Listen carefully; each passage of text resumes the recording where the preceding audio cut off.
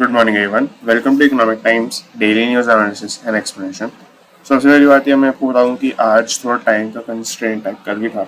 तो मतलब एक्चुअली क्या है कि कॉलेजेस में हमारे कुछ एक चीज़ चल रही है, तो उसकी वजह से सुबह थोड़ा इशू हो जाता है।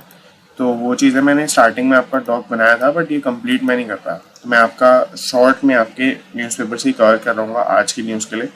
सो मैं आज आपको कुछ बोल भी रहा हूँ कमेंट वगैरह करने के लिए, आपका जैसे आपको लगता है कर सकते हैं। बाकी आप एंजॉय करें वीडियो को, कोई भी डाउट रहता है तो आप कमेंट कर सकते हैं नीचे। मैं कोशिश करूंगा कि मैं जल्दी कवर करूंगा आज की वीडियो, ताकि आपको अगर रीड करना हुआ तो आपके लिए टाइम बच जाएगा। स्टार्ट करते हैं फर्स्ट न्यूज से। India fastest growing major economy in financial 2022। तो ये मैंने दो तीन लिखे हुए हैं, तो उसको यूज कर लेते हैं। इसके अंदर बेसिकली क्या है कि इंडिया के जीडीपी के रिजल्ट्स आ चुके हैं, जो पिछला मार्च का क्वार्टर खत्म हुआ है उसका, और ईयर एंड का भी आ चुका है। तो फाइनेंशियल 2022 का आपके काफी सारे रिजल्ट्स आ चुके हैं।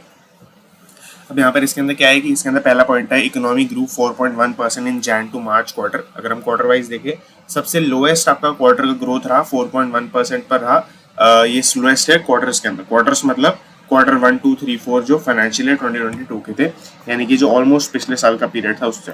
अब इसके अलावा यहाँ पर आप देख सकते हैं इसके बहुत सारे रीजन इससे बताए हुए हैं कि आपका रशिया यूक्रेन का वॉर था, इसका काफी बड़ा रीजन ऑब्वियस सी बात है।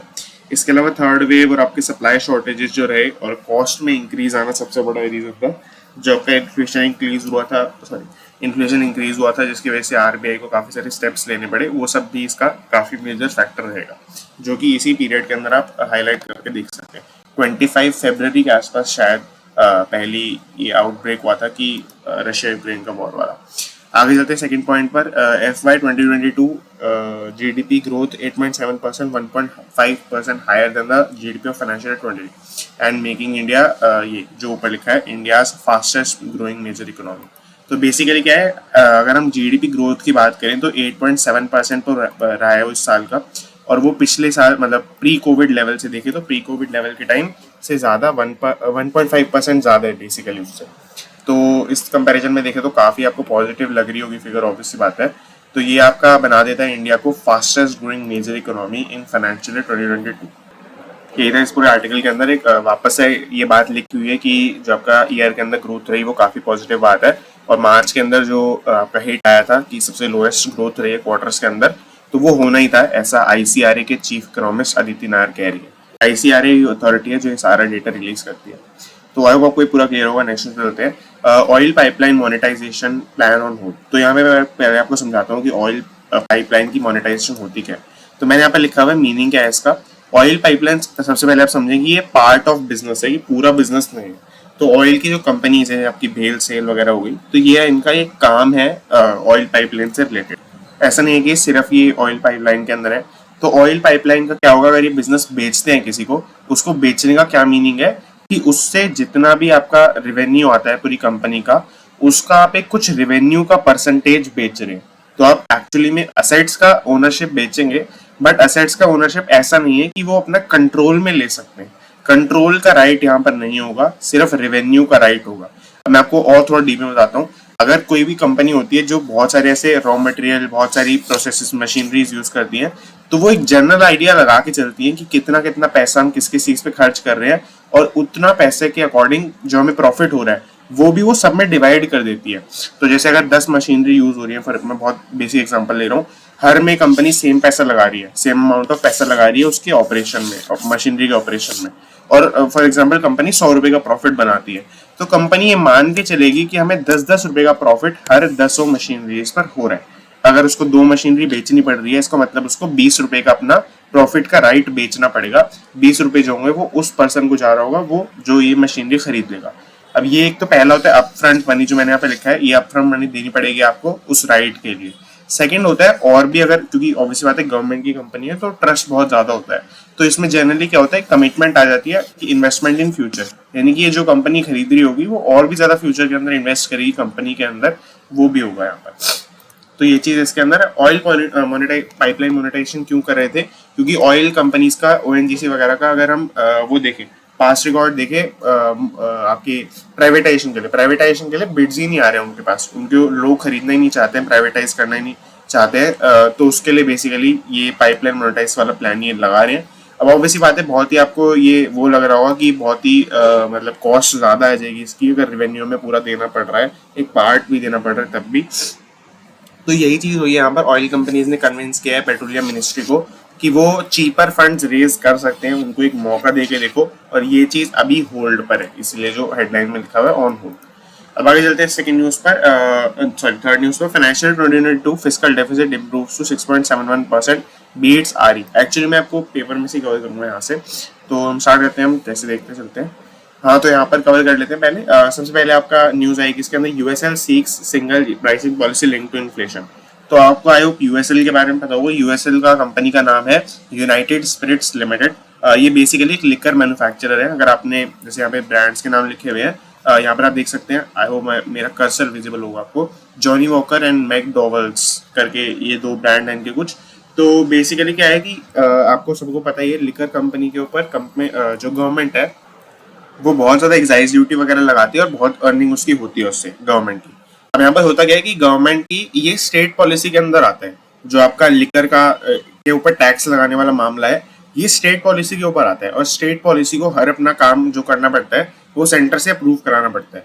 इसीलिए आप देखेंगे कि गुजरात के अंदर, बिहार के अंदर और कुछ और स्टेट्स के अंदर एक्साइज ड्यूटी इतनी बढ़ा दी गई है कि वो वर्चुअली मतलब नॉन ड्रिंकिंग नेशंस में बन चुके हैं। तो मतलब इस तरीके से स्टेट पॉलिसी का हिस्सा होता है। अब यहाँ पर हुआ क्या कि स्टेट पॉलिसी का हिस्सा होने की वजह से एक डाउन साइड रहता है कि जो कंपनी हर स्टेट के अंदर सेल करती है ये लिकर, तो उसका प्राइस अलग हो जाता है। तो उसका प्राइस अलग होने से उसका जो कस्टमर है उसको उसके एक्सपीरियंस पे हैम्पर पड़ता है, क्योंकि मतलब फॉर एग्जांपल अगर कोई यूज्ड टू है ड्रिंकिंग के, तो उसके लिए प्राइस का डिफरेंस रहेगा अगर वो ट्रैवल करता है, कुछ भी करता है। तो ये जो चीज़ है, इसके लिए आपकी जो यूनाइटेड स्पिरिट्स लिमिटेड की मतलब मैं इनकी पोजीशन एक्चुअली भूल गया हूँ यहाँ पर है, तो एमडीए मैनेजिंग डायरेक्टर हीना नागराजन, तो इन्होंने ये गवर्नमेंट को प्ली दी है कि आप जल्दी से सिंगल प्राइसिंग पॉलिसी पर शिफ्ट कर जाए लिकर के लिए। तो ये चीज़ है इसके लिए। अब आई होप आपको पूरा समझ में आ गया होगा यहाँ पर। ये SRA net worth fully eroded but company post 325 crore consolidated net in Q4। तो ये काफी बेसिक न्यूज है, थोड़ा आपको हेडलाइन बड़ी है इसलिए हो सकता है ना समझ में आई हो।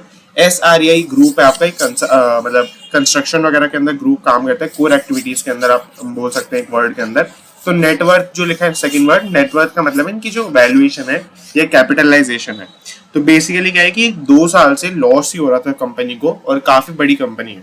तो हुआ क्या कि बड़ी कंपनी अभी नहीं रही है बेसिकली, तो मतलब इनका शेयर प्राइस फेल कर चुका है, इनकी वैल्यूएशन बहुत गिर चुकी है, इसीलिए लिखा है यहाँ पर net worth fully eroded. Net worth almost खत्म हो चुकी है, काफी खत्म हो चुकी है, but company post 325 crore rupees का कंसोलिडेटेड नेट मतलब नेट प्रॉफिट, यानी कि 325 करोड़ रुपीस का कंसोलिडेटेड नेट प्रॉफिट उन्होंने शो किया है Q4 के अंदर। अब कंसोलिडेटेड का क्या मीनिंग होता है? कंसोलिडेटेड का मीनिंग होता है कि एक तो आप अपना खुद का काम जो कर रहे हैं, खुद के आपकी जो भी ब्रांचेस है, ये जो आपकी मेन कंपनी है इसकी, उस सबको हम इंक्लूड कर लेंगे। उसके अलावा हम क्या ले रहे होंगे? उसके अलावा हम आपकी जो भी सब्सिडरीज है, सब्सिडरीज मतलब जिस भी कंपनी के अंदर आपको 50% से ज्यादा ओनरशिप है उसको लेंगे। एसोसिएट्स को लेंगे। एसोसिएट मतलब आपकी किसी कंपनी के अंदर 20% से लेकर 50% तक ओनरशिप है, तो उसको भी हम इसमें ले रहे होंगे। इस तरीके से सारी कंपनीज को अगर हम इंक्लूड कर लेते हैं तो कंसोलिडेटेड प्रॉफिट बन जाता है। इसके अलावा एक जॉइंट वेंचर भी होता है, वो कभी बाद में इसको समझेंगे, उसके अंदर क्योंकि काफी सारे एक्सेप्शन होते हैं। और आई होप आपको बाकी बेसिक न्यूज़ कवर हो गई होगी कि 325 करोड़ रुपीस का प्रॉफिट उन्होंने रेस किया है, और ये इसीलिए न्यूज बनी है क्योंकि 2 साल से लॉस में थे और अचानक से इस क्वार्टर में प्रॉफिट पे आ गए। आगे चलते हैं, SBI to Swiss auction KSK loans. सबसे पहले आपको बता दूं क्या चल रहा है बैकग्राउंड में। केएसके आपका केएसके महानदी करके आपका पावर प्रोजेक्ट है, बेसिकली पावर कंपनी आप इसको कह सकते हैं। केएसके एनर्जी वेंचर्स नाम से एक प्राइवेट कंपनी है जो इसको होल्ड करते हैं, और छत्तीसगढ़ के अंदर ये आपका पावर प्लांट का प्रोजेक्ट है। पावर का मतलब होता है इलेक्ट्रिसिटी का प्रोजेक्ट है। अब होता क्या है, जनरली आपके जो बड़े बैंक्स होते हैं जो आपके लोन दे रहे होते हैं ऐसी पावर बेस्ड कंपनीज को, वो बैड डेप्ट बन जाते हैं। बैड डेप्ट मतलब वो पैसे वापस नहीं कर पाती कंपनीज, लॉस में मेकिंग चली जाती है। तो उसकी वजह से हुआ क्या, उसकी वजह से जो बैंक होता है उसको बैड डेप्ट हो जाता है। बैड डेप्ट का प्रोसीजर मैंने आपको बताया है। बैड डेप्ट का क्या होता है, एआरसी को सेल हो जाता है। एआरसी मतलब आपका एसेट रिकंस्ट्रक्शन कंपनी। वो क्या करती है, वो एक छोटा अमाउंट पे करती है। जैसे अगर आपको 1000 रुपए का अपना लोन, बैड लोन बेचना है एआरसी को, तो वो आपको फॉर एग्जांपल 600 रुपए दे सकती है या 500 रुपए दे सकती है। तो बेसिकली इस तरीके से आपका काम करती है आदित्य बिरला एआरसी, मतलब ऐसी सारी एआरसी। अब यहाँ पर इस न्यूज के अंदर क्या हो रहा है, केएसके नाम की जो कंपनी है उसका जो लोन था जो एसबीआई ने दिया था, वो लोन अब आदित्य बिरला एआरसी ने अब उसके ऊपर बिडिंग लगाई है, यानी कि एसबीआई अब इस बैड लोन को इस आदित्य बिरला एआरसी को सेल कर रहा होगा। और ये कितने के लिए कर रहा होगा, 3815 करोड़ रुपीस के लिए कर रहा होगा यहाँ पर। और मतलब 50-50 जनरली होता है, तो 1544 करोड़ रुपीस का यहाँ पर उन्होंने बिडिंग लगाई है। तो आई होप कोई पूरा क्लियर होगा, बहुत बेसिक न्यूज थी, बट अगर आपको एआरसी का कॉन्सेप्ट नहीं पता है तो आपके लिए थोड़ी मुश्किल इसमें हो सकती है। बाकी आगे चलते हैं। ये आपकी न्यूज है जो मैंने ऊपर लिखी हुई थी, financial year 2022 fiscal deficit improves to 6.71% beats RE. सबसे पहले आरई का मतलब है आपका रिवाइज्ड एस्टीमेट। तो क्या हुआ था, जब बजट अनाउंस किया गया था तब फिस्कल डेफिसिट जो होगा वो 6.9% पर होगा, ऐसा बताया गया था। फिस्कल डेफिसिट क्या होता है कि जितना आपका गवर्नमेंट पैसा कमाती है और जितना खर्च करती है, कमाती कैसे, टैक्सेस के थ्रू और भी रेवेन्यूज के थ्रू, और दूसरा आपका जो खर्च करती है मतलब वेलफेयर स्कीम्स पे, डेवलपमेंट स्कीम्स पे, तो उनका जो डिफरेंस होता है वो आपका फिस्कल डेफिसिट होता है। तो गवर्नमेंट ने अपने ही बजट के अंदर ये प्रिडिक्ट किया था कि ये पूरे साल जब एंड होगा फाइनेंशियल ईयर 2022, तो वो 6.9% पर ये आपका फिस्कल डेफिसिट होगा। 6.9% किस चीज का, 6.9% जीडीपी का। तो जो जीडीपी है उसका 6.9% ही होगा, बट ये थोड़ा सा इंप्रूव हो चुका है, 6.71% पर एक्चुअली में आया है जब ये पूरा कैलकुलेट करके निकला है। अब इसके अलावा देखें तो रेवेन्यू रिसीट, अब क्या होता है कि रिसीट और एक्सपेंडिचर के अंदर दो डिविजन होते हैं। अगर आपने 12th में इकोनॉमिक्स पढ़ा हो तो आपको पता होगा, नहीं तो मैं आपको बताता हूँ, बहुत बेसिक है। अगर आपका जो रेवेन्यू होता है वो आपका मतलब जो रिसीट्स होती है वो आपकी रेवेन्यू रिसीट हो सकती है या कैपिटल रिसीट हो सकती है। तो फॉर एग्जाम्पल मैं आपको बहुत बेसिक एग्जाम्पल देता हूँ कि कोई गवर्नमेंट आपका टैक्स कलेक्ट करती है और कोई गवर्नमेंट आपका किसी बाहर की गवर्नमेंट से, या फॉर एग्जाम्पल इंडिया की गवर्नमेंट यूएस की गवर्नमेंट से लोन लेती है, तो दोनों ही चीजों के अंदर, दोनों ही केसेस के अंदर उसके पास पैसा आ रहा है। बट आप खुद समझ सकते हैं कि जो यूएस इकोनॉमी से अगर हम पैसा ले रहे हैं लोन पर, तो वो हमें वापस देना पड़ेगा, एक लायबिलिटी क्रिएट हो रही है। या फिर अगर फॉर एग्जाम्पल हमने कोई अपनी कंपनी बेची है यूएस की इकोनॉमी को, तो हमारा एक असेट कम हो रहा है और उसके बदले में हमें पैसा मिल रहा है। तो अगर ऐसा कुछ भी हो रहा होता है कि आपका लायबिलिटी बढ़ रहा है या फिर असेट कम हो रहा है, तो आपका वो कैपिटल रेवेन्यू के में आएगा। दोनों चीजें एक साथ नहीं हो सकती है। रेवेन्यू रिसीट के अंदर क्या होता है, कुछ भी क्रिएट नहीं हो रहा होता, ये प्योरली आपकी इनकम है। जैसे अगर आपने इनकम टैक्स कैलकुलेट किया, कलेक्ट किया, तो वो आपकी एक इनकम हो जाएगी गवर्नमेंट के पॉइंट ऑफ व्यू से। तो इस तरीके से आपका रेवेन्यू और कैपिटल रिसीट्स वर्क करते हैं। और एक्सपेंडिचर के अंदर भी सेम रहता है। एक्सपेंडिचर के अंदर जो आपका असेट ना बढ़े और आपका लायबिलिटी कम ना हो, तो उस तरीके से ये हो जाता है कैपिटल रेवेन्यू का डेफिनेशन। तो आगे चलते हैं अब। Core growth at 6 month high in April added by coal and electricity. तो कोर ग्रोथ का मीनिंग है जो कोर इंडस्ट्रीज होती है। कोर इंडस्ट्रीज क्या होती है, जो आपकी कन्वेंशनल टाइप ऑफ इंडस्ट्री है, जैसे आप नीचे देख सकते हैं पूरी लिस्ट है। कोल की industry, crude oil, natural gas, refinery products, fertiliser, steel, cements, electricity. तो जनरली ये कोर बेस्ड कंपनीज हैं आपकी। तो इसके अंदर क्या है कि इनका ग्रोथ कैलकुलेट किया जा रहा है। ऑब्वियसली बात है, अगर हम पूरे हर कंपनी का, पूरी नेशन का ग्रोथ निकाल लेंगे तो फिर हर इंडस्ट्री के अंदर भी निकाला जाएगा। तो ये क्या हुआ है इसके अंदर, अगर हम देखें तो कोर की आपकी ग्रोथ पिछले 6 महीने की सबसे ज्यादा हाई पर रही है। आप इसको हर 6 महीने कंपैरिजन पे यहाँ पर देख सकते हैं। अप्रैल के अंदर 8.4% ग्रोथ रही है, सबसे ज्यादा आपको मंथ वाइज एक्चुअली है, मंथ वाइज आपको दिखेगा। और 6 मंथ हाई देखे तो वो भी आपका काफी हाई है। और पिछले मतलब ऐसा नहीं है कि पिछले 6 महीने में बहुत कम था इसीलिए ये वाला हाई लग रहा है, बहुत हाई बेस था पिछली बार, पिछले 6 महीने में, उसके बावजूद भी काफी हाई लग रहा है। आप चाहे तो यहाँ पर पढ़ सकते हैं, इसके अंदर आपको परसेंटेजेस मिल जाएंगी, बट मुझे नहीं लगता कि ये इतनी ज्यादा रेलेवेंट आपके लिए होंगी। कोल, अगर हम जो ऊपर एक बात लिखी है कि April added by coal and electricity, तो यहाँ पर बेसिकली ये लिखा है कोल और इलेक्ट्रिसिटी के अंदर सबसे ज्यादा राइज आपका आया था। बट अगर आप जैसे कंपेयर करेंगे तो आपका देख सकते हैं रिफाइनरी प्रोडक्ट्स के अंदर या फर्टिलाइजर्स के अंदर एक मार्जिनल सा डिफरेंस है अगर आप इलेक्ट्रिसिटी से कंपेयर करते हैं। एक कोल ही एक लौती ऐसी चीज है जिसमें काफी एक स्टार्क डिफरेंस आ जाता है। कोल के अंदर 30% का ग्रोथ ऑलमोस्ट रहा है और इलेक्ट्रिसिटी वगैरह के अंदर 10% या इसके आसपास है। तो आई वो पूरा क्लियर होगा यहाँ पर। अब ईटी मार्केट सेक्शन शायद बचा है, ईटी मार्केट सारे सेक्शन चलते हैं। तो इसके अंदर 2 ही न्यूज आई है आज की डेट में। तो पहली आपकी न्यूज है HDFC merger has the blessings of government. मैं बहुत बेसिक कवर करूंगा। इसके अंदर क्या किया है कि ये शशिधर जगदीशन आए हैं, ये उन्होंने एक स्टेटमेंट दी है कि बेसिकली एचडीएफसी का और एचडीएफसी बैंक, अगर आपको नहीं पता, एचडीएफसी बैंक और एचडीएफसी 2 अलग अलग कंपनीज हैं। एक तो आपका मेन बैंक ही है, सेकेंड आपका जो सिर्फ एचडीएफसी है वो एक हाउसिंग डेवलपमेंट फाइनेंस कॉर्पोरेशन। उसका मीनिंग है कि वो हाउसिंग लोन प्रोवाइड करते हैं। तो हाउसिंग लोन प्रोवाइडर एक तरीके से आप कंपनीज को बोल सकते हैं, और भी बहुत सारे फाइनेंशियल कंपनीज वो काम करते हैं। अगर मैं उनकी इंडस्ट्री बताऊं NBFC नाम से उसकी इंडस्ट्री है, नॉन बैंकिंग फाइनेंस कॉर्पोरेशन या कंपनीज लिमिटेड। तो इस तरीके से इस इंडस्ट्री के अंदर वो आते हैं। अब ये दोनों आपके मर्जर होने वाले हैं और ये क्योंकि लिस्टेड कंपनीज हैं, बहुत बड़ी कंपनीज हैं, तो इनके लिए काफी सारे अप्रूवल्स की रिक्वायरमेंट थी। तो यहाँ पर यही एक तरीके से स्टेटमेंट इन्होंने दी है कि सारे अप्रूवल हमने ले लिए हैं और मतलब ये आपका A+B का काफी बार ये एनालॉजी देते हैं कि जैसे A+B होल स्क्वायर अगर आपने पढ़ा हो तो उस तरीके से A+B होल स्क्वायर वाली चीज बनेगी। और मतलब जैसे बेसिकली क्या कहना चाहते हैं कि A² + B² + 2AB होता है A+B होल स्क्वायर का फॉर्मूला। तो जो +2AB निकलता है वो एक एक्स्ट्रा निकलता है, अपेरेंटली ऐसा लगता है कि वो एक एक्स्ट्रा फिगर निकल रही है। तो ये भी ऐसा ही अपनी एनालॉजी में कहते हैं कि हम ये जो दोनों कंपनी मर्जर हो जाएंगी तो एक एक्स्ट्रा बेनिफिट, एक्स्ट्रा सिनर्जी का बेनिफिट निकल रहा होगा। बट ये तो मतलब कहने के लिए बेसिक बात ये है कि SDFC और इसका मर्जर अब गवर्नमेंट के थ्रू अप्रूव हो चुका है।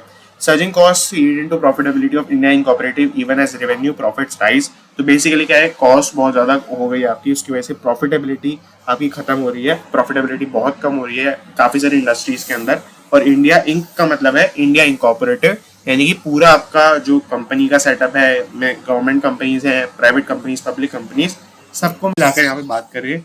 इनकॉर्पोरेटेड होने का मतलब ही ये होता है कि आप रजिस्टर्ड है। रजिस्टर्ड जनरली कंपनीज के ही बारे में बोला जाता है। तो आई होप आपको पूरा क्लियर होगा। मैंने जल्दी कवर करने की कोशिश की है ताकि आप कोई अगर आपको आर्टिकल पढ़ना पढ़ सकते हैं। मैंने सारे फाइनेंस बेस्ड आर्टिकल आपके कवर कर लिए और उसके अंदर डिटेल्स हो सकता है थोड़ी मिस हो गई हो और वो चीज़ है, बट कोई भी लॉजिक वाला पॉइंट मिस नहीं हुआ होगा, ये मैं इंश्योर करके चलता हूँ। So that is it and thank you for watching. आप नीचे जाए तो एक बार लाइक कर सकते हो, कॉमेंट कर सकते हैं economic times. So that is it, thank you.